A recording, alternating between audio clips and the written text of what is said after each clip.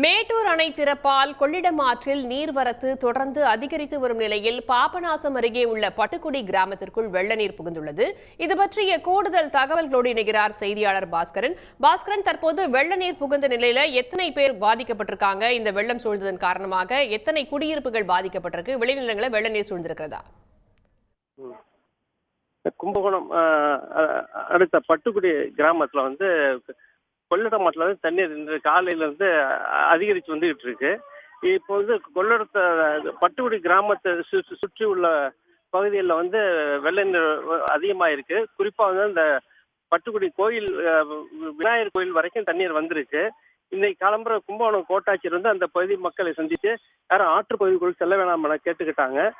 அதுக்கு அந்த பகுதியில் இருந்த மக்கள் பக்கத்துல உள்ள வீடுகள்ல தங்கி இருக்கிறாங்க. மேலும் அந்த பகுதியில மக்கள் ஆற்றுல அதிக அளவு தண்ணி வந்துச்சுன்னா தங்கறதுக்கு ஏதுவா அங்க உள்ள சமுதாய கூட தயார் நிலையில வச்சிருக்கிறாங்க. இப்போதைக்கு ஊருக்குள்ள தண்ணி வந்திருந்தாலும் அதுல பாதிப்பு இப்போதைக்கு ஒண்ணும் இல்லை. மேலும் தண்ணி வந்தா மக்கள் பாதிக்கப்படும் சூழல் உருவாகிருக்கு.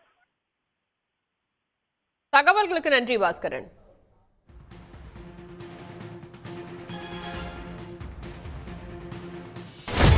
சன் நியூஸ் வாட்ஸ்அப் சேனலை ஃபாலோ செய்யுங்கள். QR கோடை ஸ்கேன் செய்து சன் நியூஸோடு இணைந்திருங்கள்.